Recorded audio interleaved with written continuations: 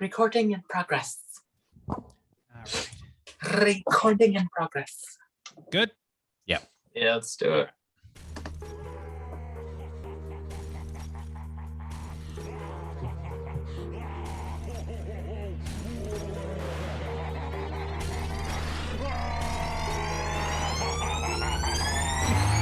Yeah, we straight chillin', serial killing, prequel villains on the mic, got you reeling. 5-star rated from the floor to the ceiling. If you catch a 1-star, no time for feelings. Got a demon DJ on the ones and twos, by the name Beelzebub, so don't get confused. So grab a seat by the fire, roast them all over two, and prepare to hear the legend of the straight chillin' crew. What up, nerds, and welcome to another surgically enhanced episode of Straight Chilling, the weekly horror movie review show where you chill and we kill, slice, dice, and chop up yet another horror movie. My name's Bob. I'll be your host for the evening. This is episode number 339, recorded Sunday, October 3rd, 2021. Tonight, we're talking about a brand new Patreon pick.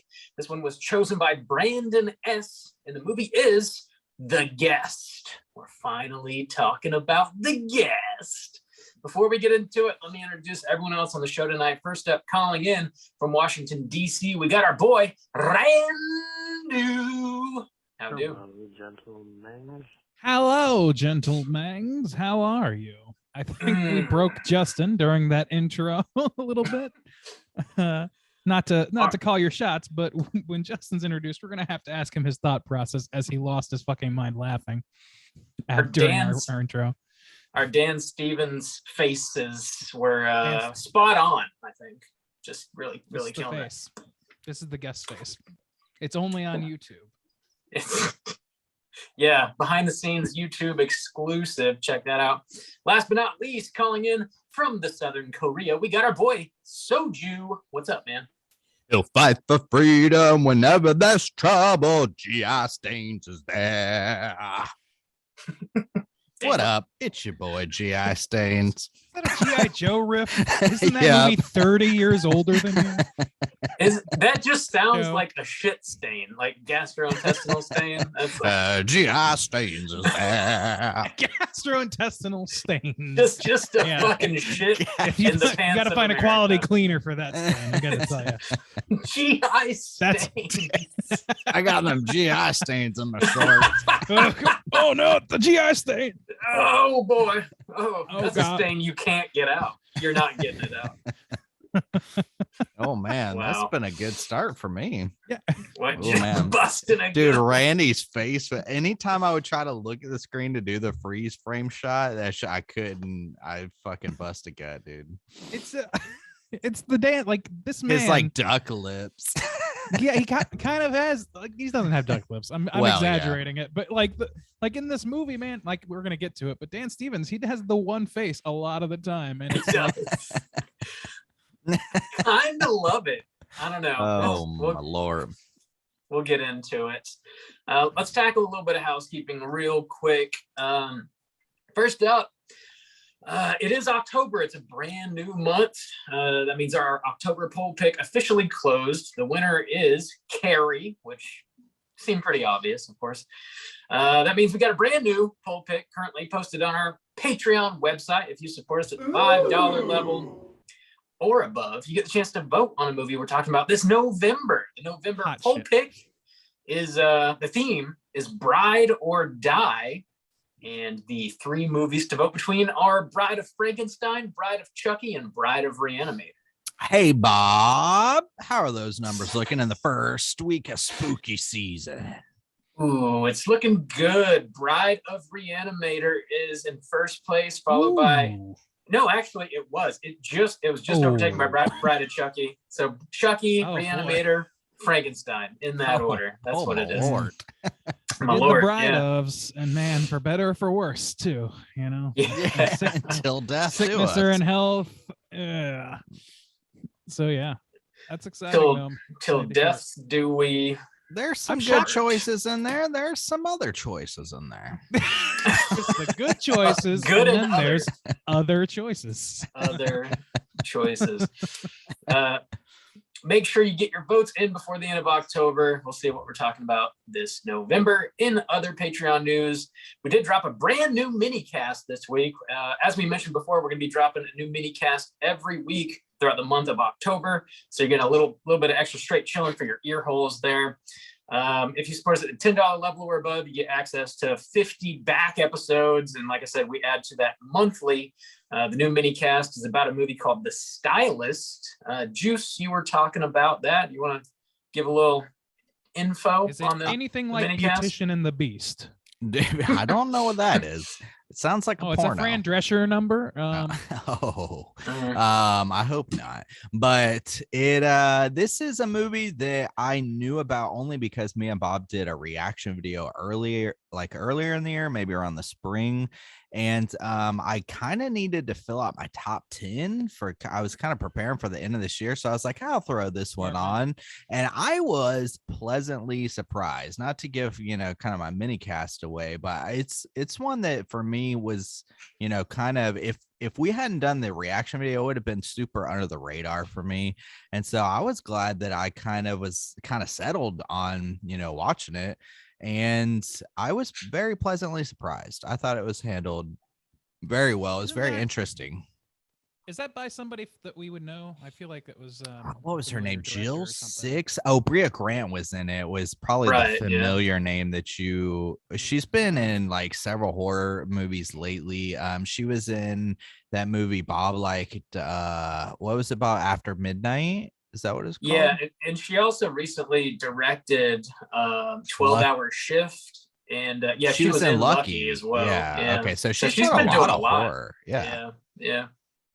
Well, I've seen none of that, so that must not be it. But okay, tight. But cool. But yeah, it was written and directed by this woman. Her last name's kind of crazy, but she goes by Jill Six, I think. So she wrote and directed. So yeah, that's I covered that recently. Slam that into your ear holes. Actually, that is all the Patreon news. Well, there's a little bit. Here's another reminder. We're doing our first ever Chill-O-Ween party. This is a Patreon exclusive event. We're going to be doing it on October 15th, Friday, October 15th at 9 p.m. Eastern Standard Time. We're going to be doing some horror trivia. We're going to have a surprise movie screening, and we're also going to be doing a costume contest. So make sure you're looking extra spooky and brushing up on all of your horror trivia. That's going to be a lot of fun. Again, Friday, October 15th, 9 p.m. Eastern Standard Time. We have a new episode of Let's Get Physical Media out as well. If you are interested in collecting Blu-rays, 4Ks, DVDs, etc., we've got a sister podcast called Let's Get Physical Media. My boy Mikey and I, we talk about all that type of shit. Episode number 24 is out. We talk about our August pickups. Bob, it's the bloodbath season, and Spooky Empire's coming up. It is. I feel worried for your wallet, dude. Spooky Empire, fucking cut in half. Spooky Empire gets a little crazy, especially the October Spooky Empire. So we'll see. Yeah, we'll see. That might be a long motherfucking episode. And Spooky Bob, Empire. It's been 2 years since we did your breakdown, and I feel like at this point you'd have the fleas. I mean, because you the jet ski fleet. Yeah. Oh, the fleet. They said the ski fleet. Bathe yourself, young man. All I know is I hope there's not a fucking Devon Sawa booth there, because as we all know, I'm a Sawa boy. Oh yeah, just exclusively. Just would purchase the entire Sawa collection, the Ouvoi. I'll take the lot. Whatever. I don't believe he's gonna be there. There's gonna be a lot of pretty dope people. Like Robert Englund's gonna be there.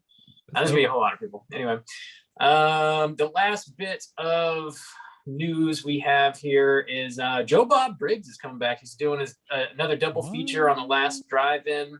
That's happening on Shudder. If you're familiar with the podcast, we always do like a watch party whenever Joe Bob does his thing. That's happening Friday, October 8th at 9 p.m. Eastern Standard Time. As always, we'll drop a link to join in the Zoom watch party just before showtime on Friday. So hang out with us, watch some Joe Bob. And I think that's all I got. Anything else you guys want to add? Oh, I got a filthy house. Let me clean it up a scotch. Do it. Do it. So coming out this Tuesday, a brand new YouTube video. I think you guys will enjoy this one because it includes Bob, Randy, and myself, the whole Straight Chillin' crew. And it's a hefty one. We are doing a tier list ranking of the entire Halloween franchise. This is to kick off spooky season and also in preparation for the new Halloween Kills movie that is coming out later this month.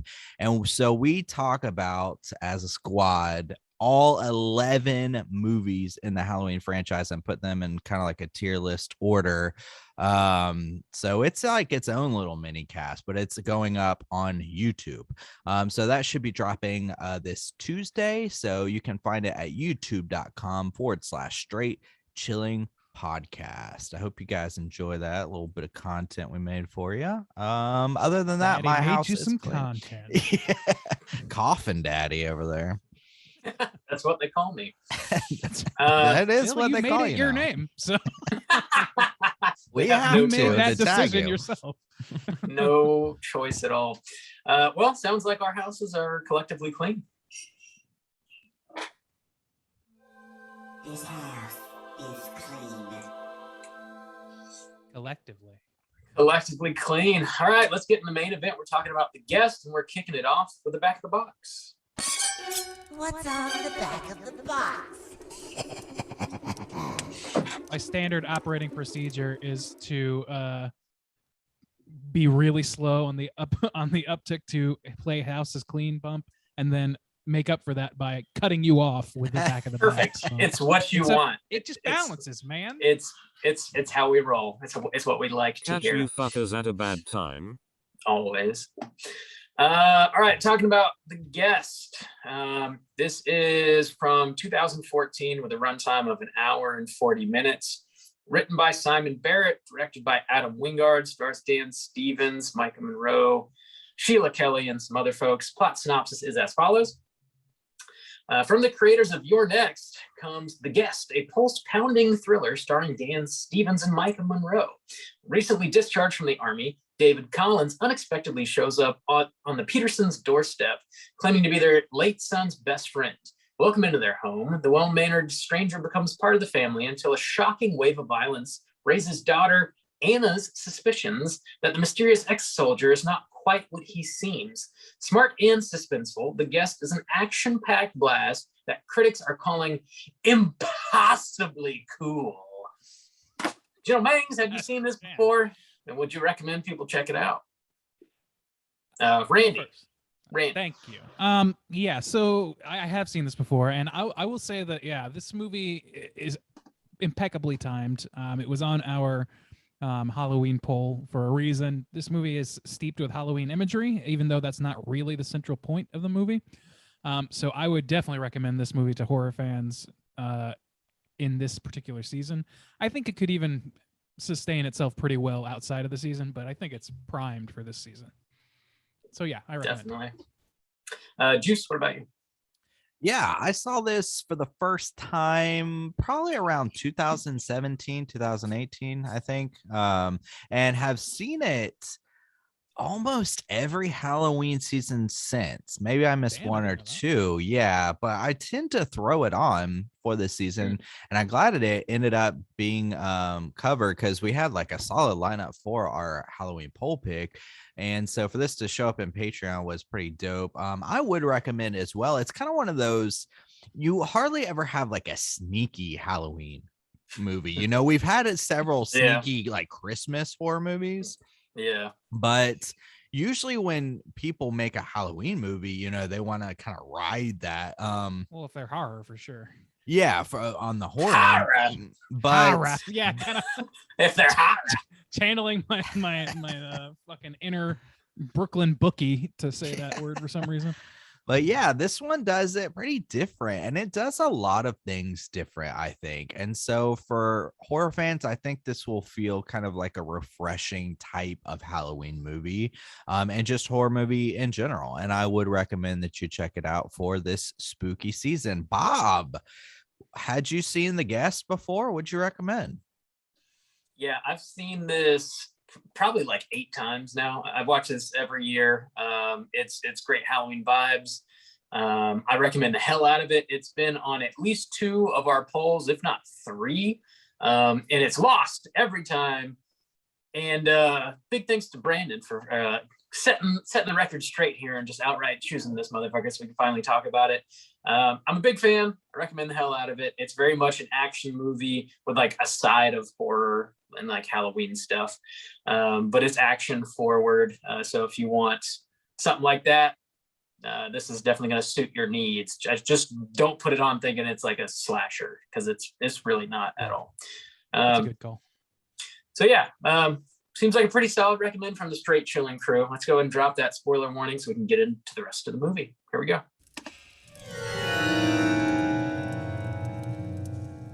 Spoiler warning.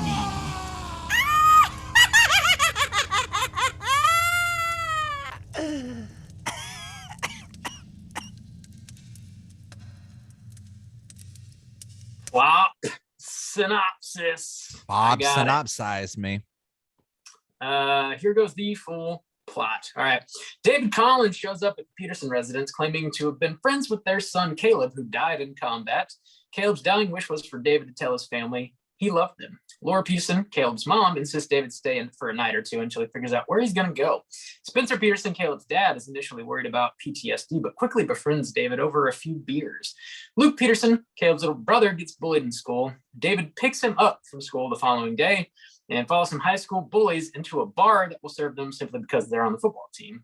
David insults the kids and then beats them mercilessly. That night, Laura forces her daughter Anna to invite David to her friend's Halloween party. David shows up, brings in the keg, smokes some weed, beats up Anna's friend's shitty ex-boyfriend, sleeps with Anna's friends, makes new contact with Craig so that he can buy a gun later. Anna gets into a fight with her boyfriend at the party. David promises not to tell her parents she has a boyfriend, and he flirts with her a little bit.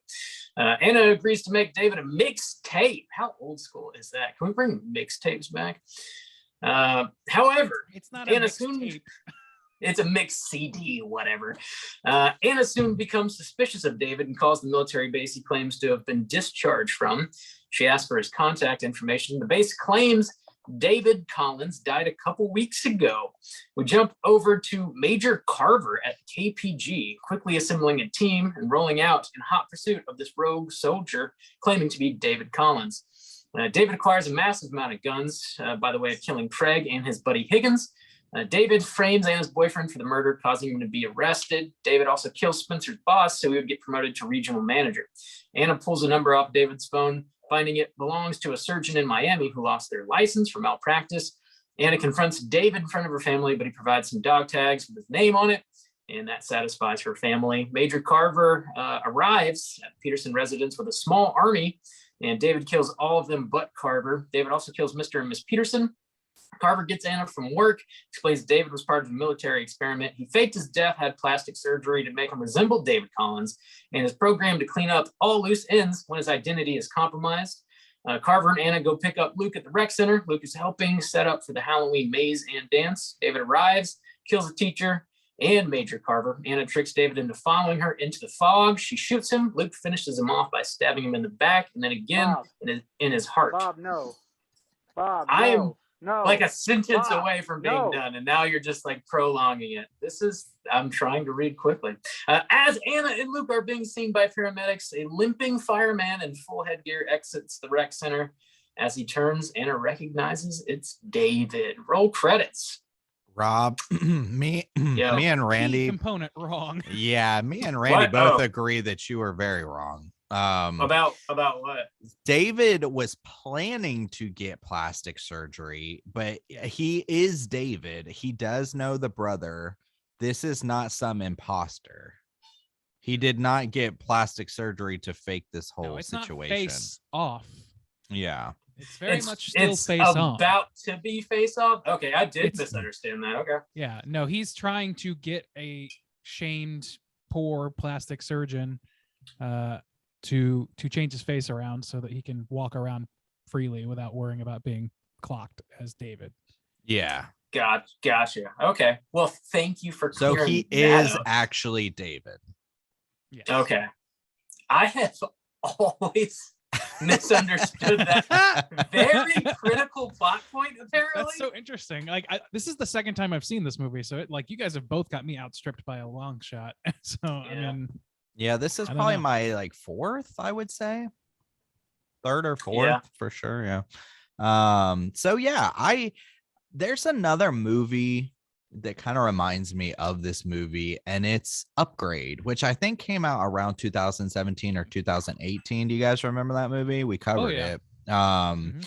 Where now that one had a little bit more of a sci-fi bent to it, but it very much had an action element to it. And that's something this movie, we've talked about the idea of like underworlds before, where it's almost like these over the top Marvel type of action horror movies, but this has even a different kind of flavor to that. And the only thing I could think of was kind of an Upgrade, where it feels like a much more grounded, brutal type of action, where it's not about these crazy special effects or anything like that.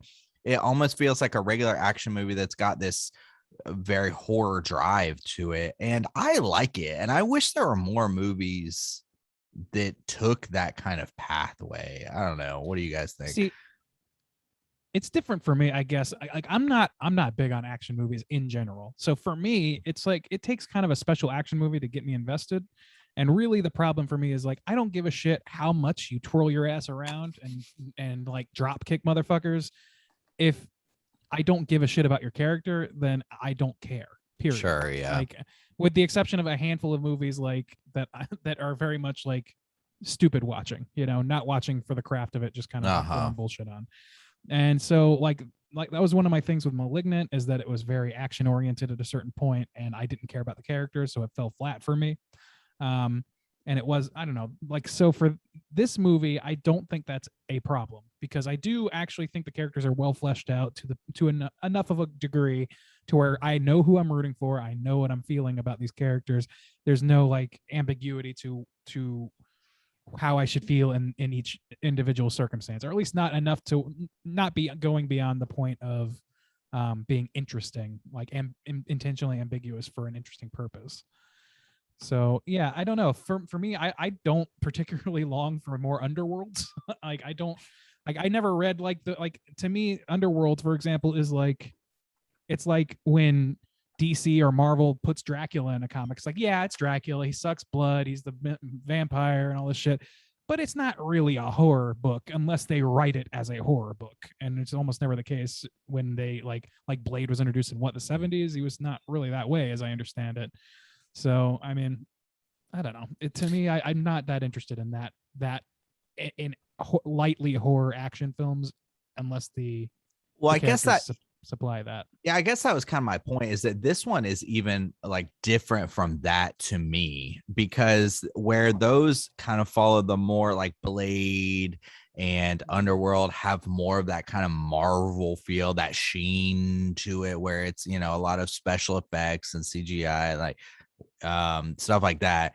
This feels more grounded and practical and brutal because of it, and so it's almost like its own kind of thing, separate from those types of action horror movies. This movie literally has a super soldier in it. Like the plot, like at its very core, like the actual sci-fi elements of this or whatever are fucking Marvel Comics type of core. It's like it's just building a very realistic world around it, or a pretty realistic world around it, and then having the action not be so bombastic as to seem silly.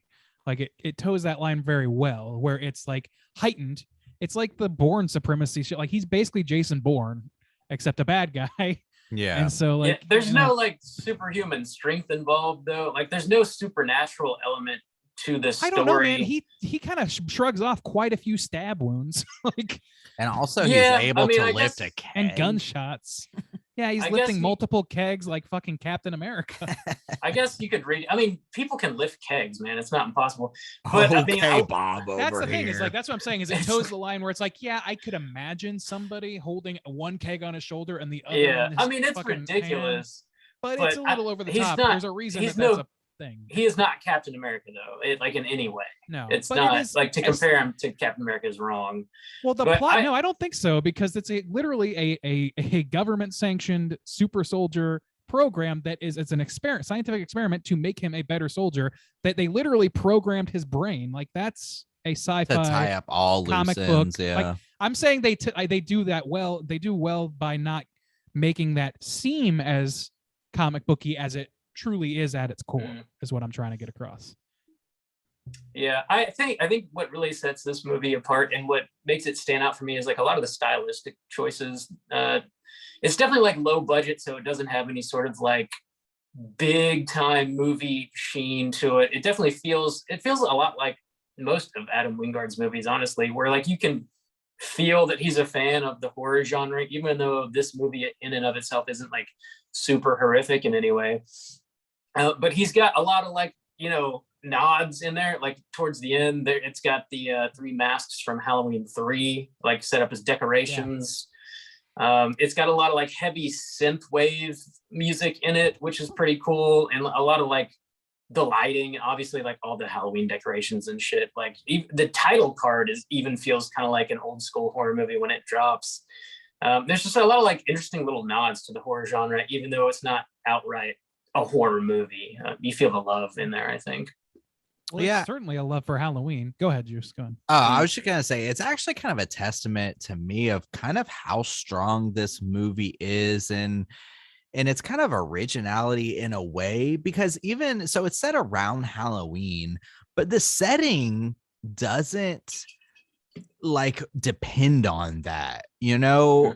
He doesn't try to put it in this typical Halloween, like the autumn season is not there. They're almost like in the Midwest in the desert or something, where there's like no trees at all.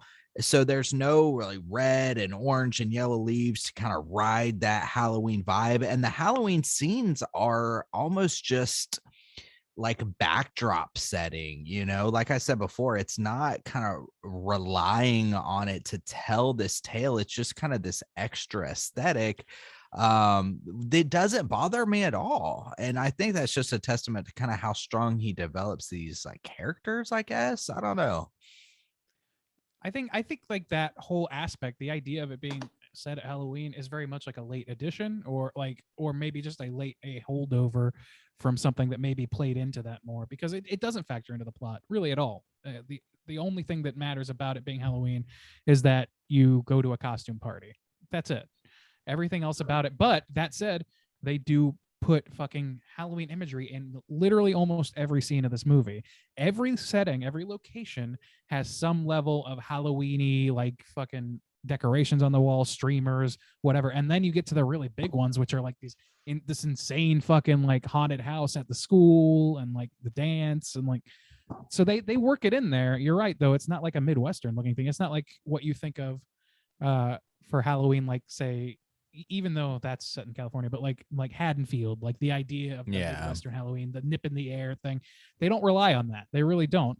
That is almost incidental. Like it almost does not matter at all, but it is a nice thing that adds in, and it's hard not to notice it in every scene for me, because I'm super Halloween oriented. So yeah, I eat that shit up for sure. The way they kind of shoot the action sequences in this movie, specifically the first one, like where he's kicking those high school kids' asses in the bar, like the way the camera moves and the way like when the punches land, like the Foley effects they choose to use when they're doing that kind of thing, feels almost like a low budget martial arts movie or something. It's just like very, very kind of like tongue in cheek when it's happening, even though like he is like brutally beating the shit out of these teenage kids. And like to think of that is pretty fucked up, but the way it's shot is like almost funny. It's like, it's a weird way to communicate that to the audience, but I dig that. It doesn't take itself too seriously. It's so like, it's a fun movie. Yeah, I didn't get like, I mean, like I've said, I've only seen this twice, so a lot of it was lost because I saw it like right when it came out on Blu-ray or whatever, or DVD maybe at the time. So it's been a while. Now I was watching like in that scene, I was very much focused on how brutal it was. The sound effects are kind of like, you make a fair point. Like I don't think I don't disagree necessarily, but I did not get the same thing, because to me it felt like man, this guy is beating the fuck out of these high schoolers. Yeah. And I'm just like, I don't know. It don't felt more like Terminator-y, because that is kind of how he's behaving. He literally True, catches yeah. a dude's hand mid attack as he's trying to hurl a bottle at his head, and he just grabs the bottle, and then wangs him with it, as I recall. And it's like whangs the shit out of him using bottle foo, as you might say. And you might. you know, saying that out loud sounds ridiculous, but in the moment it was like, wow, this guy's fucking Bourne. He's Jason Bourne. He's like, this is action star stuff. And you know, like, that stuff gets really silly really easily. But I guess because I'm so invested in the reason he's doing it, and I'm invested in the kid and his relationship to these people, it does a well enough job for me. And maybe that's part of why it feels Terminator-y, because it's like the Terminator and a kid who he's protecting. Yeah. There's like a Schadenfreude element to that scene. I like that aspect of it, though, from a horror standpoint, where the villain and the person who you can stand back and say he's doing terrible, terrible things, they do that whole thing where they want you to, in a way, root for this guy.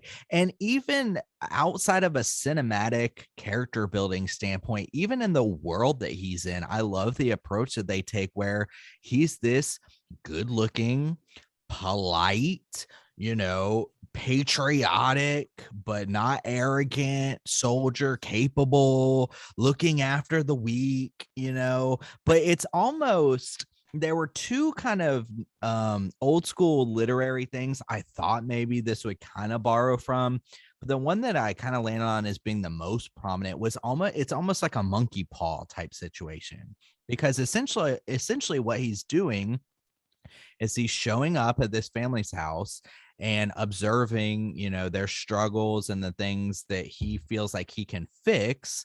But he's so intense and like so ridiculous about it that, like, okay, this kid is getting bullied, and so in order to protect him, he just brutalizes these teenagers, and to the point where the same thing with the dad is like, the dad wants to get a promotion, and in order to get him the promotion, he kills his manager. Yeah, so it's like, I kind of thought about it in like a monkey paw type situation.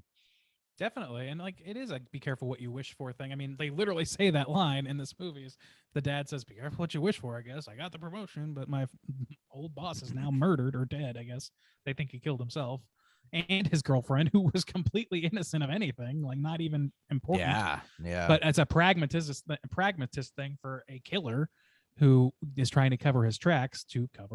So like, I don't know. The whole thing, I was interested in the idea that, like, at the end, he's like, you know, I made it my mission to help all you guys. But then he murders their parents because there's something programmed in him. I don't know. There was something interesting about that. I guess, did he go to their house like, we know that he's the real, whatever, Dan Stevens, whatever his name is. David. The real David. He's the real David. He really knew their son, and maybe their son was in the same program, as at least according to him, and maybe had the same sort of like fucked up brain about the whole thing. And, you know, like, maybe he showed up out of legitimate duty to be like, you know, your son was my friend. I said I would say these things to you for him, and here I am. But then he murders his whole family, or tries to. And it's like, I don't know. It made me wonder, like, was he ever really there for that purpose? Was he just hiding out? Because at first you don't even know for sure if he's who he says he is, except there's a photo of him. And that's the most compelling piece of evidence to suggest that he's on the level. I always kind of assumed he went there with the expectation that they would invite him in, or he would like manipulate them into inviting him in, so he had a place to stay and operate out of, you know. That's what I was confused, or not really confused, but like, it could be that, or he could have like been coerced, because they do at least make a show, or there is like a lot of go back and forth about, oh no, you have to stay, like, you know. And I wonder if it's the intention is for him to be manipulating them all front to back all the way through, or if he's just this programmed killer who they made the mistake of inviting to stay longer than he should have, and he gave himself the mission of helping them, which comes at the cost of human lives. I don't know. That's how I always took it. I always took it as both, in a way. Like, he was genuine, but he had no problem manipulating and using his strengths to his advantage to accomplish the mission, but because of the way he was programmed, because the sister kept, like, I don't think, like, because of the way he's like kind of fucked up, I like it though, because he's trying to help this girl, and for her solution, it's to lock her shitty boyfriend up under murder charges. Yeah. So I feel like had she not dug into his past, he would have been on his way, because everything that he does and says he does with ease, even like with the boy, he's like, cash is easy to get. We see him rob people, no problem. He's completely capable of, he even says like there's a hotel down the street and he's got a fat wad of cash that he can pay. He doesn't need to leave his name or anything like that. So he doesn't like necessarily need them to have a place to stay. He shows that he can break into people's houses. He can steal their cars. He can steal their money. So I always took it as there was a genuine notion to him helping them, but because of the way he was fucked up from the experiments, that he just couldn't help it once they dug further and further and further in. And that's implied by fucking Cedric Daniels, whatever. Yeah. Carver actually is his name in this, which confuses me as a Wire fan. But that actually is pretty compelling to me, actually, because now that I think of it, he, like, if he truly was interested in being on the lam, like you said, he has no problem getting what he needs to survive and staying under the radar. If his goal is to stay under the radar, why show up to a place where they are going to know his real name for any reason? Like, he gave his real name. He showed them a picture of himself. There's no reason for that level of manipulation, except out of some sort of duty to his fallen comrade or whatever. Yeah, I don't know. I just assume like he's so fucked up, he's got to go in there with like ill intentions. But who knows? It's definitely easy up to for feel debate. that way. It is. He feels skeevy from the beginning, but like just looking at the like nuts and bolts of it, I just feel like if he's truly strategizing this meeting, he wouldn't have it. Like, whenever, I think what really makes me feel that way is like whenever we see him in like moments alone, like when he finally sits down on his buddy's bed, like the whole charming demeanor falls away and he's just like a soulless killing machine. And like, that's the real him. I don't think he would really have this like duty to fulfill. I think that's been like programmed out of him entirely. I think he's just like a war machine. Like the central issue with this, or not issue, but maybe that's like what they're pointing at with this whole movie is like, okay, like, taking it not at face value. This is a soldier. He's gone, theoretically overseas, done a lot of killing, presumably. He certainly is doing a lot now. He's a broken guy in some ways now. He's a murderous person who, in his quietest moments, is nothing but a blank stare. You know what I mean? He's Michael Myers in private, but in person, he's, an affable con man, so to speak, and a salesman in some way, and like the sweetest guy on earth who's going to help you with all your problems and all that stuff. But you can't ignore the fact that, like, if he really didn't want to get caught, why run the risk of talking to these people and saying your real name, who might look into your past, who might call the person and dime on you after you went through all the trouble of burning up 20 people alive so you could escape. So I don't know. The other literary thing I thought it borrowed from, to a lesser extent than like to the Monkey's Paw, was Frankenstein.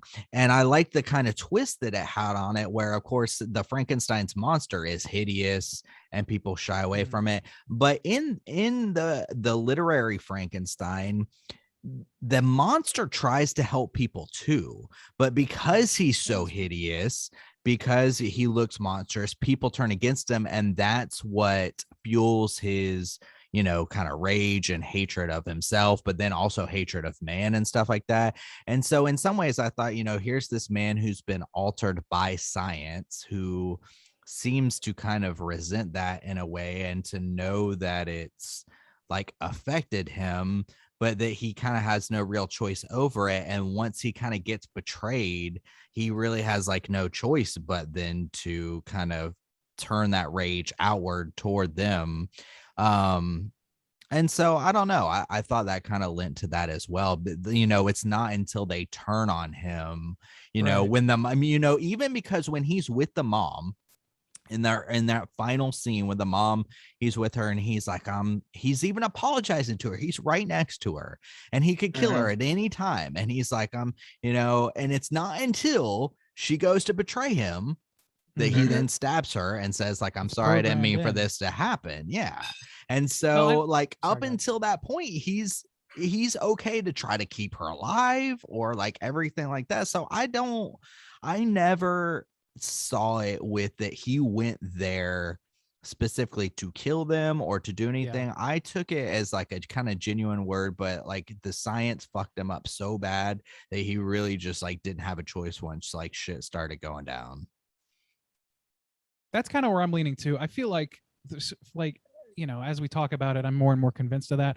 And the other thing is like, again, like this is, if you use the scientific experiment as a stand-in for PTSD or whatever, it's not the world's greatest metaphor, but it works on this level because a person who is otherwise, trying to do good, trying to do the right thing, trying to blah, blah, blah, is like, feels like once cornered, like a cornered animal, reacts using everything he was trained to do, and he's trained to kill. So like in this case, it's like the extreme version of that. So I don't know if there is some sort of, I'm assuming that is, I'm going to assume that's an intentional subtext to this movie, is really the horrors of war and what it does to a person's mind and makes them more, prone to reacting to dangerous situations for them, or situations that seem dangerous, with intense violence or pragmatic violence at worst. Like, can war turn a man into a psychopath? I feel pretty confident it can. That's a good point too, because it also deals with these ideas of like loyalty, for instance. So once he attaches himself to the family, we see that he has no problem with killing, because once he gets the guns from those people who he doesn't know and have any loyalty to, he has no problem in just straight up killing them. And one is even seen as maybe as a negative influence, to the girl. That's her friend or whatever. And he's out selling guns and pot and shit like that. And so like, it's kind of that idea of the blind loyalty kind of in a way where it creates this kind of pseudo moral code of where like, if you're with me, then I'll do anything to protect you and make your life better and do good. But like, I don't care about anybody else. It's either us or them or whatever. And that's mentality. Kind of interesting. Yeah. And like on some level, like it's a soldier mentality of like, yeah, you're loyal to who you're loyal to, but also every soldier is also a human being. And if you push them far enough, like say experimenting on them and like to an extreme degree, like he was, then their loyalties can shift. You can only push a person so far. And if you also in that time give them intense ability to cause physical and structural harm to you and other people, then basically like whatever they decide to be loyal to, they could be loyal to that. They can decide on a dime, like, you know what? Fuck you, Cedric Daniels. I don't want to like be a part of this experiment anymore. I'm not a human to you. And you've stripped me of my humanity. So I'm going to go like do the last humane thing I'll ever do to my friend's house and say my piece to them. And oh, wow, they're really nice. I feel like maybe that loyalty's kicking back in, and I'm going to do anything to help this family. And I don't care about anybody else then. He's still using a soldier's mindset, because the other losses of, the dad's coworker or Micah Monroe, excuse me, her boyfriend, getting him thrown in jail, all those things, killing Craig, like those people don't matter. In a soldier's mindset, I guess the idea is that, those are acceptable losses to get the mission accomplished seal. So, I mean, I don't know. It's like, I think the more I think about it, the more I think that there's something to be said about the idea of, turning people into killing machines, so to speak. And they quite literally do that in a hard line, like brainwashing way in this movie. And they pay for it because people aren't machines, and they will neglect their coding to a certain extent as far as they can. And then eventually that might crash down on them too. I don't know. Yeah. Carver has this like one line he throws out very quickly when he's driving around the car with Micah Monroe's character, where she's like, I don't know, you probably shouldn't have hired a psychopath, you know, or Right. or drafted a psychopath, and he's like, well, him being a psychopath made him an ideal candidate for what we were doing. And it's like, well, Yeah, it's like he's was he a psychopath before he joined the army, or did he become one because of the horrors of war? You know, I guess that's something Great you could question. read into. But That's a the great dude was fucked up before they started the experiments, is at least confirmed by way of Carver anyway. So that's interesting. he was to an ponder. ideal soldier, and soldiers Yeah. kill on command. So if he's an True. ideal soldier, he's somebody who's willing to kill on command. That could mean point to psychopathy, or it might just mean he's a loyal soldier, and maybe those two things have more in common than we like to admit. I Yeah. don't know. Yeah, you got to be crazy to order a fucking fireball, man. Have you guys ever had a fireball? Fuck no. No. Yeah. No. That shit sounded Although terrible. he used it. He used it perfectly. As a weapon. Yeah. Yeah. I only drink things that double as a weapon. So You get used to it. you get used to it. I love hot sauce. That's as why I much as the only next drink guy, but- Malort. You're really only gonna hurt yourself with Malort, I think. It's, That's probably fair. Dude, I would not Yeah. want Malort thrown into my eyes, though. I'll tell you that. Dude, you'll taste it through your eyes. Ugh. my eyes are wasted in the worst way. Yeah, That was like sure, a it's fun, I don't know. I like the kind of small town aspect of it too. Like the Yeah. idea, you see that in a lot of kind of like high school dramas. Like I was watching Friday Night Lights recently, and the whole idea of, you know, kids can drink wherever they want as long as they're on the football team and shit like that. You know, what this stuff. And then even the small town, like Halloween party, you know, the house party, the boyfriend shows up and he whoops his ass or whatever. Like that felt pretty authentic, you know, in a small town kind of way. Her and her boyfriend, you know, they're just sitting out on the local park swings, smoking pot. You know, I don't know, that that had a real kind of feel to it. I agree. Real feel. Up until the point where they go to the most elaborate non-Halloween Horror Nights Yeah. haunted house I've ever seen. Dude, So- that kid was put into like after school detention to help set up the Halloween maze and dance. Like that is not a punishment. That would be fucking rad. That's Well, and fucking also amazing. he's the only kid at detention, and this maze Yeah. is nuts. Yeah, it's very They have impressive. the door that bounces out of them. I'm like, that's a great fucking effect. How how Yeah. did they rig that up without somebody behind the door? This is a public school. Where is this funding coming from? They don't fuck around in Texas, apparently. really don't. They take that shit real serious. We got a surprise Ethan Embry role in this movie, which is always pleasant. He's the character of Higgins. He rolls up, he's gonna sell some guns to David at one point, and David kills him very quickly, and then Craig runs off and he shoots him with a revolver at like 100 yards or something. It's a headshot. That's fucking nuts. Jason Um, Bourne, super soldier. Should we say Born Again? That should have been the title Sure. of this movie.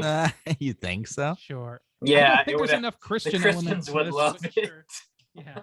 Born again. again. No, I guarantee you that's a T-shirt at a shitty mall kiosk somewhere. Born with an E again, but it's got like Uh-huh. an angel on it or something. Like Oh yeah, it's got fucking Matt Damon with angel wings, cherubic Matt Damon. David Collins was out there fighting for God and country. So you know, there's some crossover there. Is all I'm saying.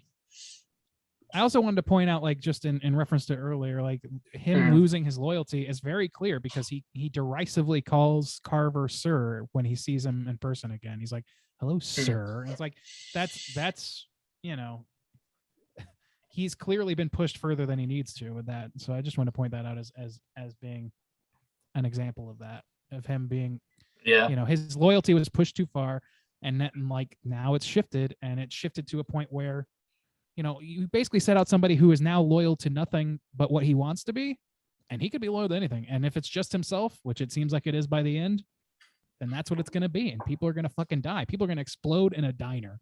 Yeah, I like that subversion though in this movie because, you know, the whole time he's the ma'am and yes, and you know, defending the women and doing all that stuff, and even to the point of like visual aspects, because when we first see Carver, I made a note because it looked fucking swanky as shit. He's got the all black, he's got the black suit, black tie, black shirt, and of course, you know, when you're setting up movie types like these, and you got the pretty boy, yes ma'am, soldier, patriot, and then you got the evil corporate, you know, all blacked out, you know, then you naturally, your mind goes to, well, you know, I like how they, you know, Carver, they don't try to make it seem like he's completely good or whatever, but I think it completely subverts the just general expectations of what you're going to see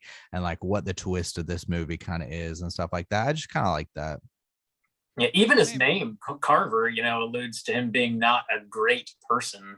Yeah. I immediately thought that was a reference to pumpkin carving because of the movie's Halloween bent. Probably was, yeah. That scene where he's carving a pumpkin with a kid and he busts out his butterfly knife and just lays into that fucking pumpkin with like militaristic precision. It's like impressive. I feel like that went beyond militaristic to like showy back alley bullshit that would never actually pass muster in the military. Yeah, you're probably right about that. I love that diner sequence where like he blows them up with hand grenades. Like he fucking gets hand grenades and like he's about to leave and he's like, fuck, I can't do it. Turns around with this like shit-eating grin and just rolls some hand grenades in there to that song Because I Love You by Stevie B, which is such an interesting choice of needle drop, but it works perfectly somehow. I don't know. I fucking love that scene for some reason. I don't know why they chose that song, but I dig it. I don't know that song, but I know that the soundtrack rules. It's a fun soundtrack, and like it's partially because I don't know the music, but it definitely seems like they seem like songs. You know what I mean? It seems like a playlist a lot of the time. It seems like music. It doesn't seem like original soundtrack. It doesn't seem like score, I guess. Right. And you know, I think it's done well because it kind of does both. It kind of accomplishes, it feels like a score and it feels like a pop song at the same time. And you just don't get a lot of movies, and probably certainly at the time this movie came out, there was less that was pretty uncommon to have that style of music as your main soundbite. Kind of gave me a Drive feel a little bit. That was kind of like the heyday of those things, really. Like it became that. It follows. I like that decision because it felt like another purposeful aesthetic choice, kind of like the setting and also just having it Halloween, but it didn't, in the same way that there was Halloween stuff there, but the story didn't depend on it. It felt like it was used in the same kind of way, like you said, where it wasn't a score, but it was, if that makes sense, you know, like in the same way that it was Halloween, but it didn't really affect the story, but it did in some ways. That's kind of how the music felt, whereas like it really did set the mood for, especially, you know, that last Halloween scene and then the scene where he's with her, you know, in the truck. But at the same time, it also just felt like something that just naturally existed in the world anyways. And so of course it would be there. Well, Micah's a big fan of that shit, and it's so diegetically it would make sense. Like that last scene, it's all in movie, that it is her musical tastes that are dictating, and it just so happens that the rest of the movie they do the same thing. When they're riding in a car, they're listening to her CDs. You know, all that sort of thing. It just works on that level, and it very much gives her the reins of the movie in a lot of ways. You know, this movie, you do a lot of following David, especially towards the beginning. Like, you're not introduced to Micah Monroe's character right away, and it feels like, I don't know, it kind of like, it's kind of got this Samwise Gamgee and Frodo thing where the hero perspective shifts, even though I never really fully trusted David even at the beginning, but he's your protagonist at first, and then that shifts and he becomes the antagonist, and Micah Monroe becomes a very solid final girl antagonist sort of situation. Yeah, or I definitely agree. Excuse me. I totally agree. It definitely feels like they chose these songs, like almost like as they're writing the script, they're like picking out songs that they wanted to use. Like they matched the scenes that well. There's definitely like a lot of thought put into it. It wasn't just like random shit that they could get. And I mean, movies do this. I mean, like they have Yeah, like, Halloween uses Mr. Sandman and shit like that, and it's like, you know, like those things work, but they're really more like almost like jokes a lot of the time. They always set the tone in some way, but in this case, it is all tone because the songs themselves are about their tone. Do you know what I mean? Like it's about a feeling that they evoke more than the lyrics. Or at least it seems that way to me. So it's kind of perfect for both score and pop song at the same time. Or not pop song, but you know what I'm saying. Yeah, the synthwave stuff, harkening back to like the horror movies of the 80s, which this movie's definitely like pulling in inspiration from. So it just makes sense to have some of that in there. I wanted to talk about the dad being sort of like, I guess he's somewhat the comedic relief, like not entirely, but like he's always stressed out and like telling his wife to like leave him alone because he's got to get a beer. Like, I'm getting a beer. Leave me alone. He's the announce I'm getting a beer guy. Yeah. I'm having a beer. Will you have one with me? To me, that kind of fell in line with the idea of like what it was rooted in, like the small town aspect, and also kind of the trust in the military and stuff like that, because I liked how they showed the aspect of the family. Like the dad only really cares when he shouldn't fucking care. You know, he wants to be proactive dad and caring when it's none of his fucking business, you know, but when he actually should be a father and actually should care about his kids and actually should be in their lives, he's just getting a fucking beer, you know. But I feel he's like preoccupied with his own problems. Yeah, he's preoccupied with his. I like the discussion that he has with David in their kind of introduction, where it just shows his selfishness, his insecurities, which then comes back later in through that, where it's like he wants to insert himself now in his family's lives when, you know, they're upset, or, you know, like when they're talking about her boyfriend getting locked up and he's like, well, you know, honey, I mean, he really is kind of a piece of shit or whatever. It's like, you're a terrible father. You really, you're just an insecure kind of piece of shit. But it felt authentic in a way, in that kind of middle America, you know, fractured kind of home, especially when we want to talk about the idea of like kind of the PTSD and stuff, because, you know, the first thing we see is the mom lamenting, you know, of course, her son being dead and stuff like that. And that just, it gave it a real like feel to it. It felt another aspect of feeling authentic to me. Definitely. I totally agree with most of that. I don't know if I would go as far as to say the dad's a piece of shit as much as he is preoccupied with his own shit. And that's how he's so easily won over by fucking David. He's like, at first he's like pissed off that there's this guy in his house. He's like, you don't know if this guy's got problems. Like some of these guys have mental problems. Like, well, what if your son had mental problems? Like, yeah, but this isn't my fucking son. This is a guy that came off the streets. Yeah. He's got a picture, sure, okay. So, and he comes in and he's such a dick to him at first. It's kind of hilarious. He's like, David, nice to meet you. I'm getting a beer. Would you like one? He says, no, thank you. He's like, okay, no beer for you. Going to get a beer. And he's just like clearly on so much edge all the time. And he's won over. Like at first he's got like logical sort of reasons to not necessarily go whole hog in. His logical brain allows him, you know, some good thoughts, which is like, yeah, we don't know if we can trust this guy. We should like keep an eye on him, maybe at least, or like, are you sure you want to have a stranger? Like somewhat reasonable things to say, but then they're immediately usurped by his own, you know, work troubles. And the minute this guy can pound a few beers with him and he lets him bitch about his supervisor, doesn't give a shit anymore. He's an American hero, best friends, and that's it. You know, he's too preoccupied with his own shit. And, you know, at the end of the day, he gets fucking murdered by this man. Yeah, easily. Yeah. His Ford Taurus gets fucked by this guy. Fucking Ford Tauruses. I don't know. Is there any other points you guys want to hit before we rate this thing? Let me check the notes. I've been trying to take some notes recently. I think just Uh-oh. shooting from the hip a little bit, like while you're doing that, I feel like I like this movie a lot. I think it's pretty clear that we all are fairly favorable towards it.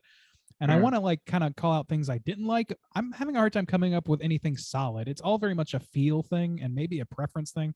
Like I said, I'm not huge into action or whatever, but this movie is largely action. It's just for me saved in a large part. I don't feel a lot of replay value with this unless without the Halloween aspects to it. And the Halloween aspects are very much set dressing only. So I don't know. There's something maybe that makes this like the rewatchability of this is kind of low for me. And other than these subtexts that we kind of like circled on earlier, I don't know if there's a whole lot else going on in this movie to chew over. And that adds a little bit to the dullness for me too, maybe.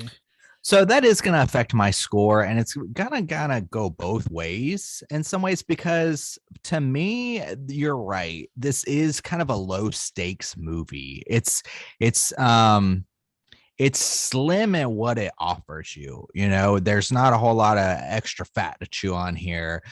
So I'd like to throw it on as kind of a set dressing sometimes. You know I'm familiar with what's going on. It's got the aesthetic, it's got the sound. I don't have to think too much about it. And so it allows, you had mentioned before, like Halloween 5 or whatever. Yeah, it's not a great movie, but when you throw it on, and you're working on something that's got Halloween vibes, this offers that to me kind of, but with more, obviously, because I think it's a quality movie.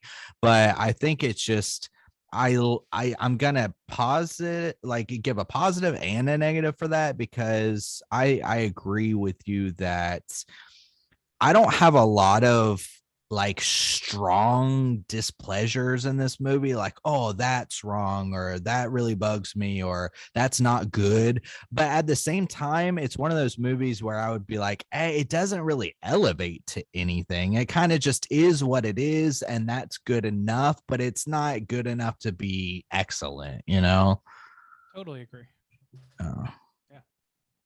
All right. Well, let's go ahead. Less scoring. Yeah. Let's go ahead and rate it. We're pretty much doing it. Juice, roll on into it, man. You're already heading that way anyway. How do you feel out of 5? Okay, yeah, just check the notes. There wasn't anything like extra that I didn't really talk about. And this is, to me, kind of like a pretty, not bare bones, but it just like, it kind of cuts to what it is. And I respect it for that, because it's got a lot of its own kind of flavors. I think it takes a lot of its own kind of risk with, again, like setting and stuff, that where it's not trying to root itself to the easy stuff, like, it's a Halloween movie, but they don't need the leaves, and these kind of things. I like that they tell the story that they want to tell. I think everyone does a good job with the acting.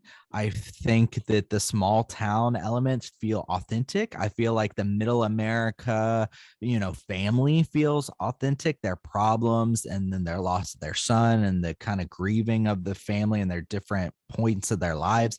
I felt like that was all pretty authentic feeling. Of course, I like the Halloween aesthetic. I like the music that is used. Some of the fight scenes are pretty cool, and I agree with Bob that they're played up in a kind of fun way, not like an over the top serious action movie. I love that dude, Carver. I like that actor a lot, and he brings a really cool kind of element toward the back half of this, where he's now kind of the good guy, but he's not really like actually a good guy. But I don't know, I like the cool dynamic of it. You get a couple Halloween parties in here, one at the like house party, one at the school. I like this movie, but it's not, it is limited. It's limited. And so I think I'm going to give this a 3.5 plus. We do get half star for the Yabos here, so that will bump it up to a pretty high 4. But the movie itself for me is like a 3.5, higher than average. And then the Yabos just going to bump it up, Scotch. And he was not too intrigued by those Yabos right away. Yeah. Playing it real smooth. Yeah. He had to be the one. It had to be a mission in power, Yeah, no, Yeah. I think it's like she's like, power. "It doesn't seem like you're enjoying this," and he's like, "Yes, I do." And all of a sudden, that his mission becomes fucking. Go, And go, then go, gadget, programmatically, dick. Like, yeah, exactly, yeah, that's exactly what. Let it me is. just activate this real quick. Hold on. Let me activate Bone Uh, Zone protocol. I gotta, Yeah.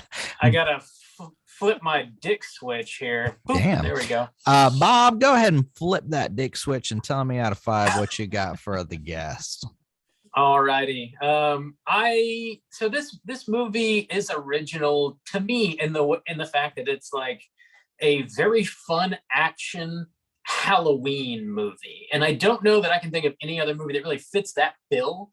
I think in its plot and what it's actually doing, it's not really reinventing the wheel at all. You know, we've talked about how this movie is similar to other things, but I think just that original sort of concoction of like action Halloween mashed together is really, really fun for me. And it's something that like that the Halloween portion doesn't affect the plot so much, other than like set dressing, specifically in the last third of the movie, really just the climax, you know. But if that wasn't in the movie, it would be a totally different movie. Like it's still like baked into it, even though it doesn't drive the plot necessarily, which makes it pretty much an annual watch for me around Halloween. And I think that was sort of an intentional thing, you know, by the filmmakers, who were definitely on the record as being big horror movie fans. They made a lot of horror movies, and the reference to Halloween 3 at the end like really, really seals that deal for me.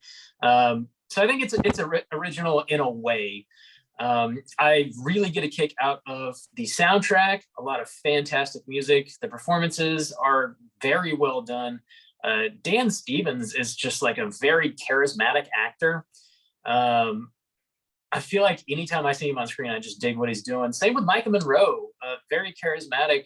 I think she's fantastic. Ethan Embry, anytime he's in anything, I fucking love seeing Ethan Embry. The cast is just like banging on all cylinders here. I don't know. I struggle to find something very negative to say about this movie. It doesn't feel like a 5 for me. It doesn't feel quite like a home run in that way. But I don't have like a discernible negative point that I want to make about this movie. Yeah. So I think I'm gonna land at a 4.5. That just feels right to me. Randu, how do you do? I mean, yeah, I think the things you guys are saying, they resonate with me, because like this movie is not. I have a hard time listing negative attributes to it, but I think everything in the movie, I guess, is at least capably done to a point where it's hard to critique it, but not necessarily elevating anything in any of those categories. There's no one thing that you look at this movie and say, oh, that's the movie where X. Like, there's no hook, really. There's no X factor to it. It's got a little bit of substance, and like if you don't have that, that's fine, but you can also have to have like some pretty strong substance to it. And this movie doesn't quite have enough substance to leave me like thinking about it for days at a time.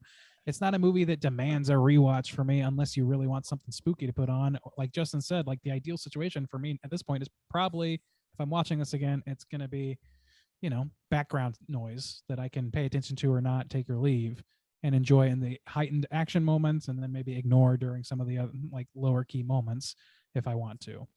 You know, I don't know. I don't think that this movie does anything wrong, and I feel like that's the thing, is like there's no major missteps here. It's just a capably done, decent action movie that happens to be made by horror fans who wanted it set at Halloween. And that is the only element that sets it apart from a decent action movie for me. And that's just not quite enough for me to want to rewatch it outside of the spooky season. Like that's, I don't know. It's just, it doesn't have a lot else for me to chew on or for me to laugh at or anything, you know, like the entertainment value for me is kind of like one and done for the most part. So, but it like, it's just hard to critique because there's just nothing specific. There's nothing specific to love and nothing specific to hate. So it's just kind of like, it's kind of is, and it's not mediocre though. It's better than mediocre. It's just not great. And it's not, at no point does it misstep so badly as to be laughable. Even the thing, like the only like negative or not, the only critique that I've even brought up that I can recall is that this public school has a bunch of money for a Halloween maze. And yeah, who gives a shit? Because that's one of the coolest like settings in the movie. Like who would want to trade that out? I don't blame them for keeping that in, regardless of the logic of it. I don't care about that.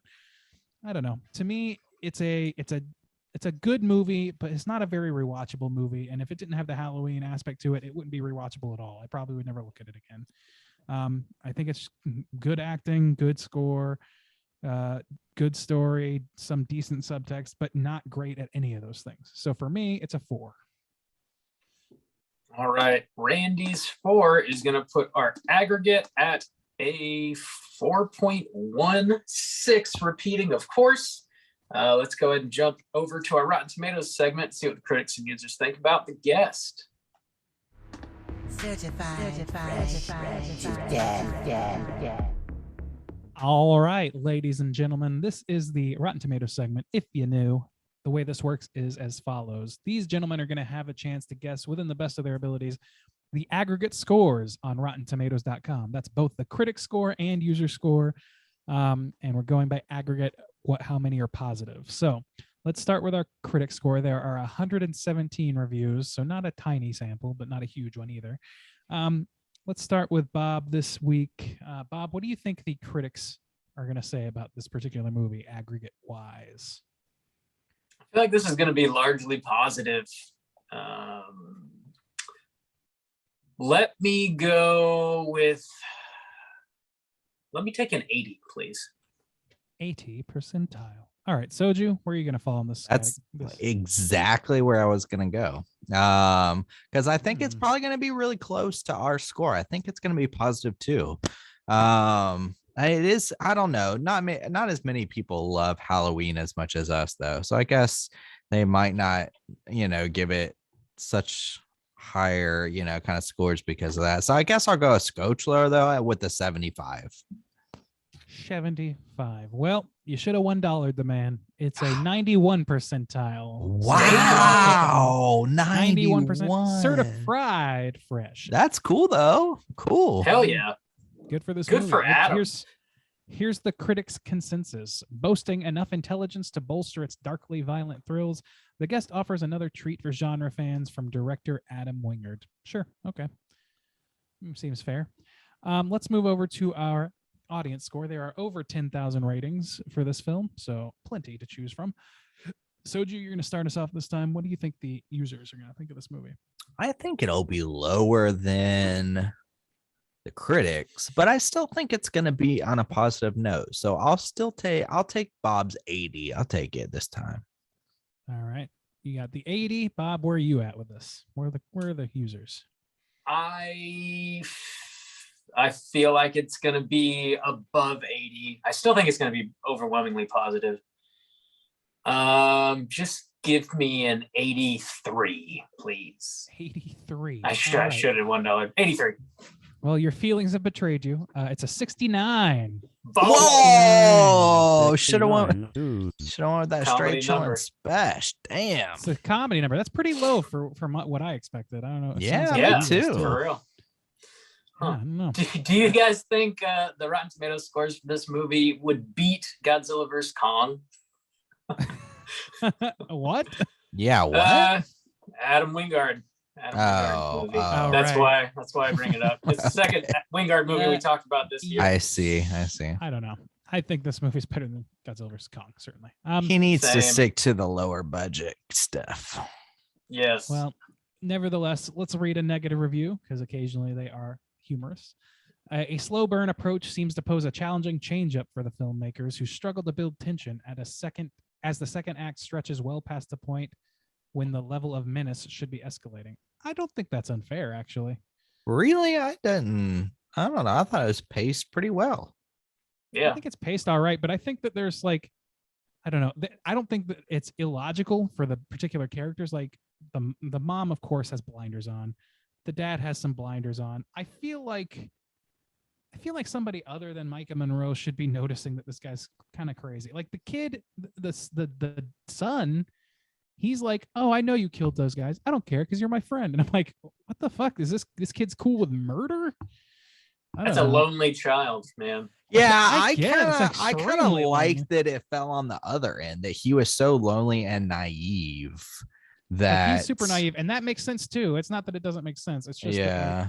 I feel like at least for me as a not one of these characters, like I'm just like nobody hears some of these things that this guy's saying or sees some of his demeanor and are like, what the fuck's with that guy? Like nobody.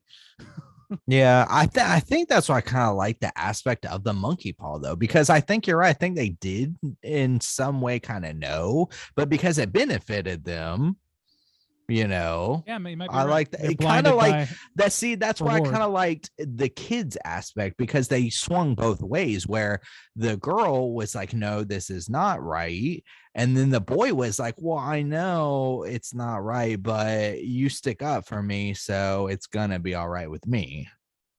And that's where I Yeah. feel like the parents kind of fell, you know? I don't know. I think it's not entirely unfair to say that like the second I think that there's like he threatens a fucking school administrator more or less, and the mom's just like, cool, thanks. It's just kind of like, I don't know, man. If somebody took over for me, who is somebody I met 3 days ago, wants to come into a parent meeting for me and my son and take over and not let me speak and tell somebody that I'm gonna sue them, it's a little presumptuous, if nothing else. I found it even more weird, honestly, that the day after he met them, he was picking up the son from school. Yeah, that is true. That was immediately. weird. That is weird. That was yeah. the one thing where I was like, who would let this happen? That's a great question. Yeah, Nobody. I don't know, Nobody would. it's a little bit of menace there that goes unchecked, is all I'm A saying. I don't piece think of that's unfair to shit say. dad. Sure. I suppose. Yeah. I suppose so. Piece of shit parents in general. Nope, just the dad. Just okay. Speaking Trivia. for the women. You said we got a little bit of trivia, right, Juice? Yeah, I haven't gone through it, but there was several pieces, so hopefully it's interesting. All right, let's do it.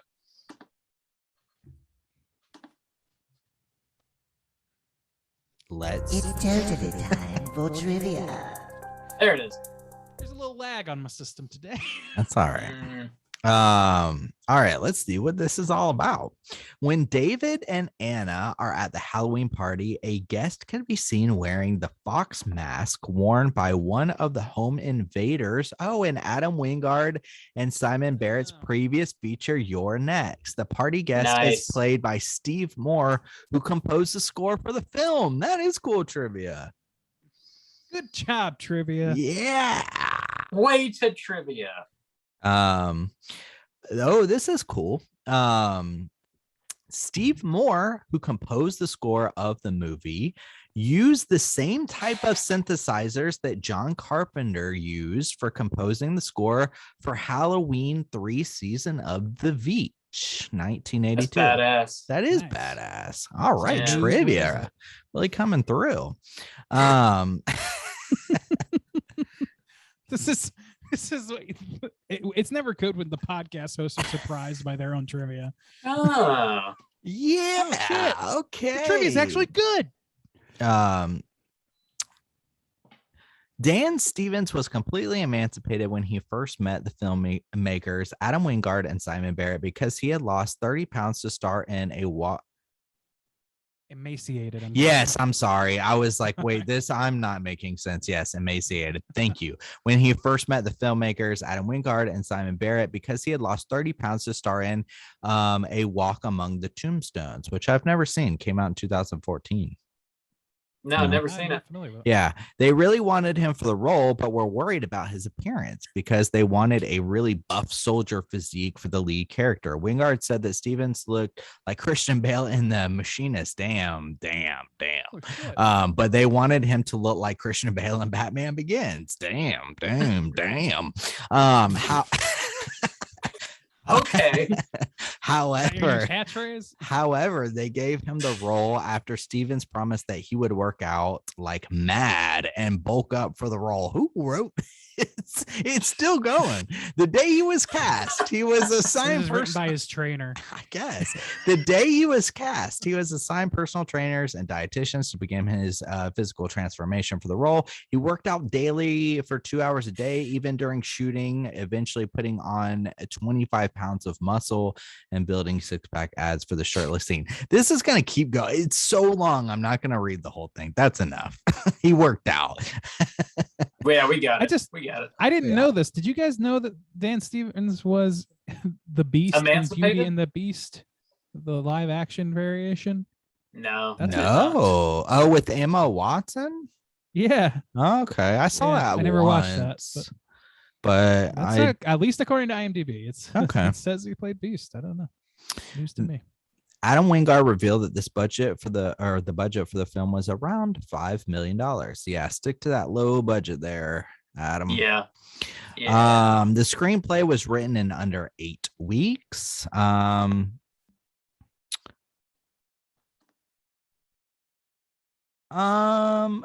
yeah, Bob mentioned about the 3 masks from Halloween 3 Season of the Witch.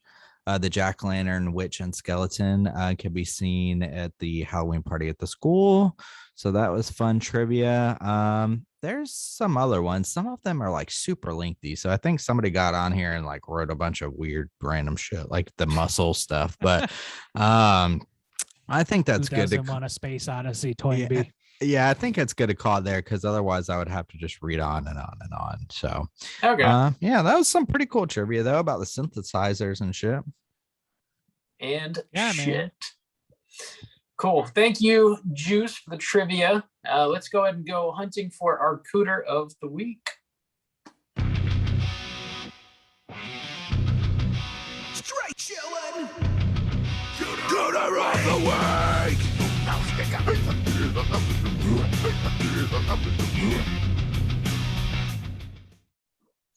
Juice, what is a cooter and why do we hunt them? Cooter is a character type and a straight chillin' exclusive. Cooter must hit 3 of these 5 points to be considered a cooter. We want the cooter with the most points. The 5 points are sexual deviance, manipulation, smug arrogance, overall look and attire, and overall patheticness. This might be harder than I initially thought. Boys, do you have any ideas for who could be cooter this week? I was gonna go David at first, but then like you got to consider that he was a product of a fucked up experiment. So like it's not really on him necessarily. I don't know if he hits enough points even by him. Like I don't. So I personally, I was thinking David at first, but I don't think he hits on looking attire and patheticness. He definitely hits manipulation by far. Manipulation, and smug arrogance for sure. Smug arrogance, sexual deviancy. I don't think it's quite deviant to get laid. Yeah, so, yeah, that's what I was saying. So yeah, okay, he could hit consensual, smug arrogance and manipulation, but you need 3 points, boys. Yeah, it's I don't know. true. If there's a Not strong enough to contender in this convict. movie. I mean, yes. The Glove system's doesn't broken. fit, boys. It does not fit. We must acquit. Oh boy, let's not go down the OJ route today. Yeah, I don't know anybody else in this Who movie else? that suits it. Like the There's not enough. Like, so the dad is pathetic, but other than that, we don't get a whole lot from him. And I feel like Zeke, the boyfriend, but we don't really know him that well. See, I don't think we spend enough time with people. He's set up as kind of like a dirtbag, but that's it. Carver maybe, but we don't know enough about him really. Yeah, each one Carver might hit manipulation, the boyfriend might hit patheticness, the dad kind of hits pathetic, but I don't think anybody has enough. Well, the only people. Sorry, go ahead. I was like, can we convict Adam Wingard for directing Godzilla vs. Kong? That's a discussion for another time, Bob. Like we had that episode. I mean, swinging for the fences. Just taking an opportunity for a pet project. I see. Might be cooter free.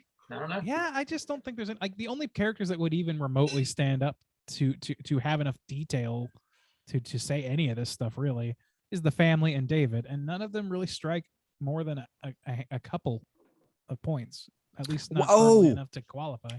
Shit, hang on. What about those shitty ass teens that he kicks the shit out of? Even that, I mean, I guess maybe like there's no manipulation. There's certainly smug arrogance. Sexual deviancy, we don't have any evidence of that. Patheticness, maybe a little bit. Get their ass whooped. Looking a tire. I mean, no, I don't feel like there's okay enough strong points there either. They suck. If that was a point, I would give that to them. Suckiness. I honestly think there might need to be a 6 point developed at some point, which is either suckiness or just how much you hate this person. Are you hating this person? That might factor into cooterness. The hate factor. Yeah. All right. Yeah. Sounds like the guest is officially cooter free. Let's go ahead and let our hair down. And we're getting into the social hour of what we've been watching this week. Hey gang, what you been watching? Randy is... Oh, there you are. Randy, what you been watching? Let's see. I have not watched a ton this week. I don't know if you guys know this. Well, you know this, of course. But for those who don't know, October is a widespread a month for artists to do either Inktober or Drawloween or like one of these things where you do a daily drawing, basically. And I've been doing that. I've been trying to do as many in advance as possible so that I have plenty of time for Halloween festivities as the month goes on. So I haven't really done any watching for the most part. There's only been a few things. I did watch Saw, the original Saw, while working, while doing some illustrations today. So I guess you could count that. You know, it's Saw. It's exactly what Saw was when you last saw Saw. Same shit. Yeah. I watched I also, like, again, kind of not directly watching, but kind of like looking at back and forth between my work, watched a true crime documentary 4-part series on Hulu, I believe, called Wild Crime, which is about a guy called Harold Hinther, I think, who may or may not have murdered his wife in is it Yellowstone? In one of the national parks. I'm blanking on which one. No, it's Rocky Mountains. That's right. And it's crazy because they mentioned like Estes Park and all these places and like the Stanley Hotel. They stayed at the Stanley Hotel, the victim. And, nice. Yeah. And all this stuff like, oh shit. I mean, I've been there many times at this point. So it's just kind of cool in that regard, but it's an interesting story. It's a little more straightforward than like, cause I think it's a CBS made one rather than like a Netflix documentary. And I might be getting some diminishing returns from those Netflix true crimes because they always do that shit where it's like, you know, they ramp you up to think it's this person and then it's never that person. You know, they always play like little games like that. And I understand why. It's very effective, but I'm getting tired of it. And this particular true crime was more direct than that. It was like just doggedly pursuing the facts of a particular theory and then not writing off, but like exploring to the extent they need to other theories. And then finding out more and more about this person. It was good. I would say it was good. And it was a nice change of pace for true crime for me.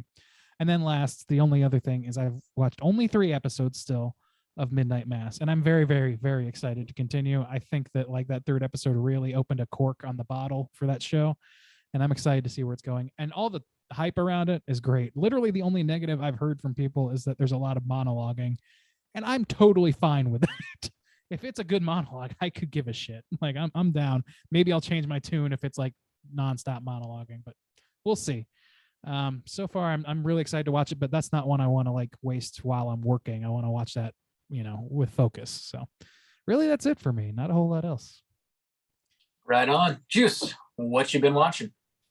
Oh yeah, I burned through Midnight Mass as well. I finished the last episode, I think, like yesterday. And so that was really good. I watched Halloween 1, Deuce, and 2018 in preparation for Halloween season, new Halloween movie, and just, you know, our shows and stuff. So I watched those 1 and 2 bangers. 2018.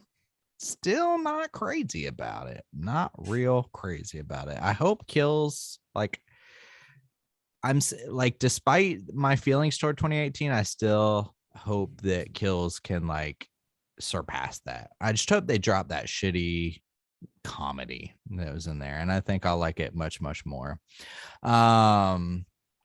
What else have I been watching? Oh, I watched for the first time. I never seen it. Oh, what is that? What's it called? The Devil's Advocate with Oh, really? with the With Al Keanu. Pacino? Yeah, and Al Pacino. That is a fun fucking movie. Dude, fucking Keanu is from Gainesville and was a lawyer in the Jacksonville DA's office. I had no And his accent tells the tale. dude. The 90s made so many mistakes by making Keanu do an accent. We talked Why about would it Oof. in old Which came Strokers. first? Is it Stroker or did this movie come first? Because whoever came second really fucked up. Yeah, I don't know, but they both made poor choice because that man, he's got a lot of strengths, but accents is not one of them. And Al Pacino, that is the movie. I talked about that on this show too, for What You've Been Watching, and that's the movie that convinced me that, oh, this is why people do all those Al Pacino impressions, because he's out of his fucking mind in this. Yeah, It's and so just, fun. It was funny too because I watched Midnight Mass and then watching this 90s religious horror where it's like so over the top and cheesy and just 90s as fuck. It was kind of funny. That's a riot. Yeah, I never seen it before though, so it's okay for a 90s movie. 90s. It's weird to look back now, especially on movies that like you're not familiar with. So I also started listening to a podcast that's based out of Seoul, and it's called the Dark Side of Soul podcast. And I just don't listen to a lot of podcasts just in general, because my mind wanders too much. And I'm like, wait, what the fuck do they say? But I was checking this one out. They base it. So it's just kind of like darker themes surrounding Korea in general. So sometimes they'll do like true crime stuff. Sometimes they'll talk about Korean folklore, horror tales and stuff like that. But the stuff that I have listened to so far, they did a 4-part series on a Korean serial killer. His name is Yu Young Chul, and he killed like 20 to 24 women or something like that, and like really dark stuff. And they did a really good job. They like did some deep research and just started like from the very beginning talking about how he grew up and stuff like that. And it's 4 episodes that are about an hour a piece. And so I burned through those like within a week, and that was really good. And so I'm curious to check out some of their other stuff, like about like, folk tales and stuff like that. So if you're looking for some true crime horror stuff and interested in some like Korean stuff, they're a good source.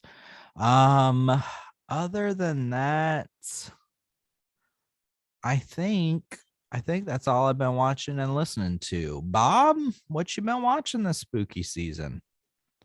Handful of things, man. I checked out this movie called 1031. It's put out by Scream Team Releasing. It's a low budget independent horror movie. It's an anthology. It's very Halloween centered, obviously, as the title 1031. There's like 4 shorts, and there's like a little wraparound segment. There's like a female horror host that pops on the screen, sort of like introduces the show. There's a segment with like an old, like creepy hag. There's like a scarecrow segment. There's like a serial killer.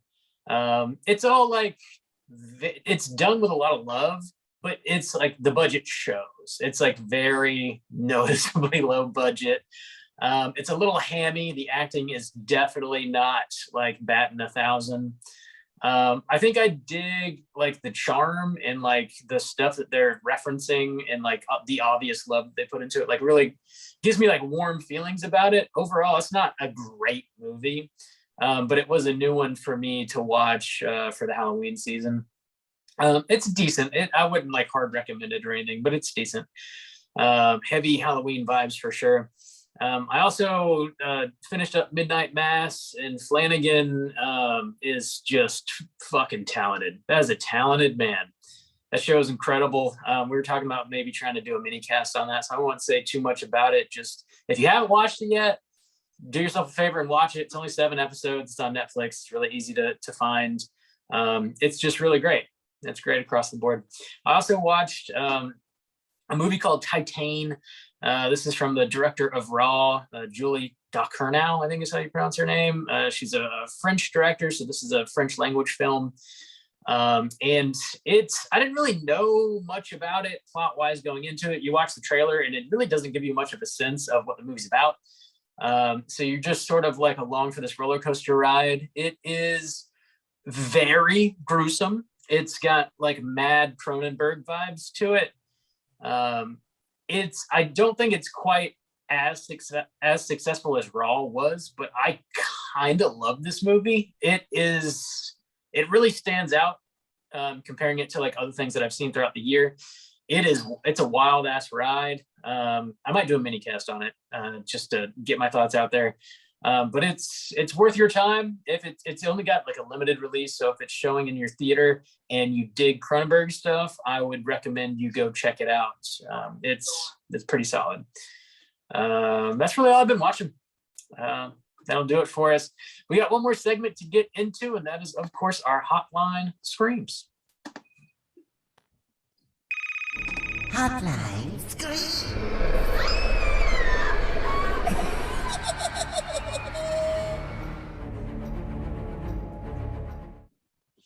If you are listening and would like to call in and leave a voicemail to be featured on next week's show, you can do so at 904-638-3231. We got 2 voicemails this week. First up, I believe we're going to hear from Logan. Let's hear what she has to say. What's up, bitches? Logan's back.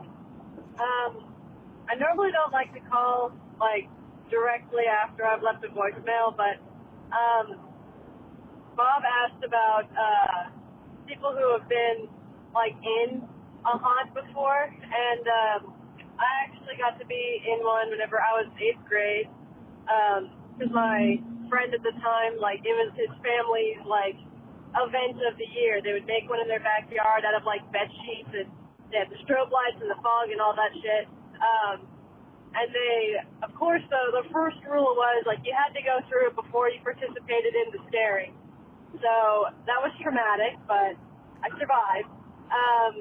And then I got to be a part of the staring, which I wasn't obviously super scary because I'm not super well versed in that. But then around like 11:30 at night, the older drunk women started coming through, and they were quite scared of literally anything. They asked me if my plastic knife was real, so that was fun. Also, I'm listening to y'all's Halloween extravaganza, and I'm already like hooting and hollering myself. Y'all brought up the Parks and Rec Halloween special with Greg Pikitis, and Soji was like trying to think of his name, and I was like screaming in my car. I was like, "It's Pikitis! Pikitis!" So I'm super excited to hear what you guys have to say about the guest. Whenever Brandon found out I got a pick, he like messaged me and was like, "Please don't pick Casper." And then he turned around and picked the other poll pick from last month. So I'm calling him out for everyone to know.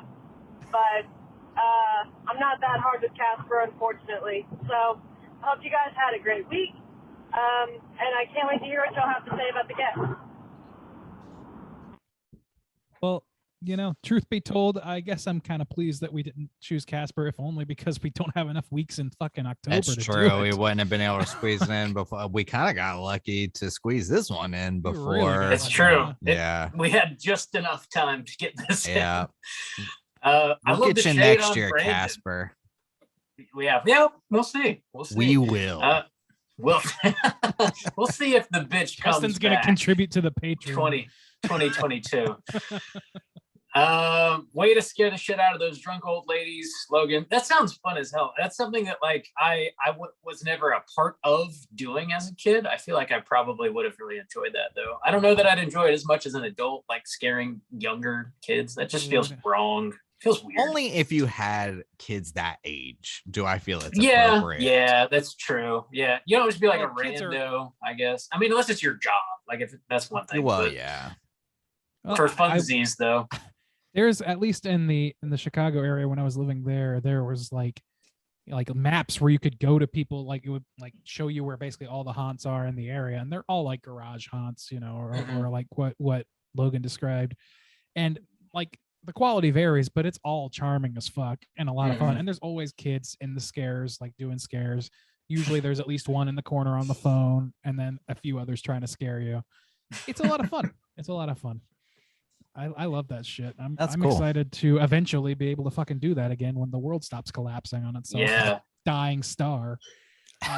Yeah. Hell yeah. Thanks for calling in and sharing, Logan. Next up, we're going to hear from our boy Corey. Let's hear what he has to say. Why do you guys watch such weird shit? Anyways, I watched Calvert, and yeah, that movie is really fucked up, but it's also a fairly smart movie.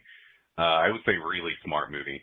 Some of the other things that I noticed, the Vicky from the old folks home, I think she is supposed to be something like a Mary Magdalene in here, because there is a lot of controversy over Mary Magdalene having sexual relations with Christ, as well as being a prostitute. And I think Vicky sort of kind of fits that role. There's plenty more symbology in here. The 7 children in red outfits. 7 is a pretty big deal in the Bible. 7 demons were cast out by Mary Magdalene, cast out of Mary Magdalene. But anyways, a lot of this movie comes down to like the idea of identity ownership. So back to the like false Messiah or mistaken Messiah thing. Mark does not own himself. Everyone at the old folks home wants the singer that is Mark, not Mark. And then like immediately after that scene happens, the rest of the film is that all the people in the village want the Mark that is Gloria. They do not want Mark. So Mark's identity is like entirely stripped from him throughout this entire film. And there's a turning point in which I think Mark sort of becomes Gloria. So anyways, Mark ends up in the village 3 days before Christmas. So almost like 3 days to a resurrection, but 3 days to the day of the birth of Christ. And I think Christmas Day is the day where the hotel owner kind of finally loses his mind. And that's when he's like 100% certain this is Gloria. And it's like a day or two after when they're at the dinner table when Boris returns with the calf. And I'm wondering if the symbology is like the prodigal son and the fatted calf now that Mark has accepted his role as Gloria, kind of. Yeah, there was a lot going on here, and there's even more that I can talk about, but I think this is a very smart movie. I don't know that I would ever recommend it to anyone. Hey, if any of you like manga, I would check out Blood on the Tracks. It is a psychological thriller. Man, that has been a real creepy read for like the last 2 weeks. Almost nothing happens, but what does happen is very impactful. It's a really good read. Anyways, keep chilling. Bye. Ooh, right on the edge of that time limit there. Yeah.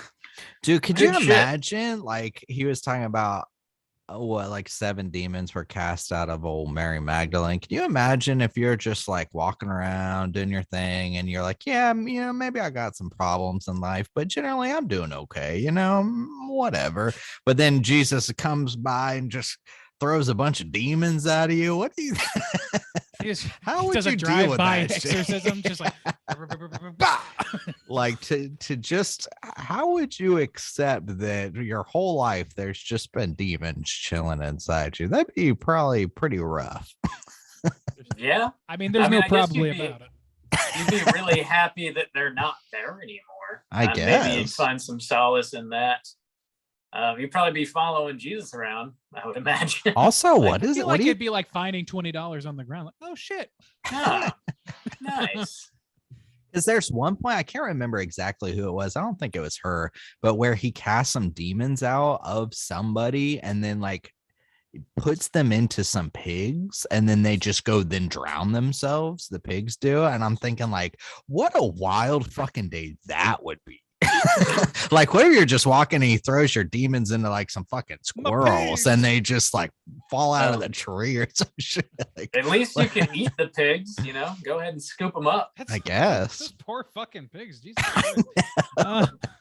Roast them. They were just trying to count. I mean, and then Jesus. Just let those pigs count. 1 demon, 2 Just demons. let them count. 3 demons. Jesus Christ. Hashtag let them count. Oh wow. All the wild boar problem's gotten out of hand, and now we know why. Jesus has been out there putting demons in the fucking livestock. That boar's got a demon in it. I've seen it. Thanks for your expert analysis, Corey. It's always good to hear from you. Yeah, there's a lot of shit in Calvary. I think we hit a lot of it, but obviously Corey has pointed out some shit that we overlooked because we're not like biblical scholars or anything like that. But Corey definitely knows what he's talking about. Thanks for dropping some knowledge, man. Again, if you want to call, leave a voicemail, hit us up at 904-638-3231. You guys have any prompts you want to throw out there for this week? Oh, I had one for when I wasn't on the cast last week. What's your go-to karaoke jam? Like, do you have a go-to karaoke jam? Like when you show up, what are you putting on first? I mean, Jesus Christ. If they don't turn on Meatloaf the second I walk through the door, what am I even doing with my life? Yeah. I don't know. I don't have a go-to really, but dude, I always do Friends in Low Places and Santeria. It's fucking Santeria. Right on. But you can do any song and make it your own because you say the word bish like every line. It's true. That's the iconic karaoke method of the Jews. Oh yeah. I got friends in low places, bish. Yeah. Every goddamn time. This is the way. I don't practice Santeria, you bitch. And now be okay, bish. Yeah. Yo, bitch. Very important addition. Yeah. Let us know what you're singing. What are you singing? That's going to do it for us this week at Straight Chilling. We're going to be back next week with a brand new show. As always, we're going to be doing our annual Halloween extravaganza next week. Toot toot baby. Extravaganza. We are going to get erected. I'm already getting erected. We're all erected. You've got 1 week of erection to go. We're going to be doing another triple feature. This year, we're going to be talking about Halloween 1, Halloween 2, and Halloween H2O. Oh, my Lord. We're knocking out the series. We're knocking it out. We're doing it. Shit in the dirt. After that, there's only going to be one and we'll never cover it. Traversed. Yeah. I won't speak its name. We will never talk about it here. Let's agree never to speak of it. I want to. I do not want to watch that movie again. So if I can't remember the details of watching it from earlier 2 weeks ago, then I've still never seen it, so I'm a little curious, but I mostly don't wanna. I really want to know Randy's thoughts on what happens to Loomis in that movie. Jesus Christ. I think we got to talk about it eventually because if Rob Zombie's H2 is the only one that we got left to cover the whole franchise, we owe it to ourselves. Also, like that would be a fun discussion. I think to ourselves. That's an interesting. I think we do. We owe ourselves this self-flagellation. Glutton for punishment. I earned this. Slam your eyeballs into Halloween 1, 2, and H2O. Get ready for next week's show. Until then, please rate, review, and subscribe to us on iTunes. Follow us on Twitter at STR8_chilling. On Instagram at Straight Chilling Podcast. You can send us an email through our website, straightchillingpodcast.com. Don't forget about our Joe Bob watch party this Friday. Also, our Chilloween party the following Friday. That's going to do it for us. Until next week, as always, all you mother truckers, please keep chilling.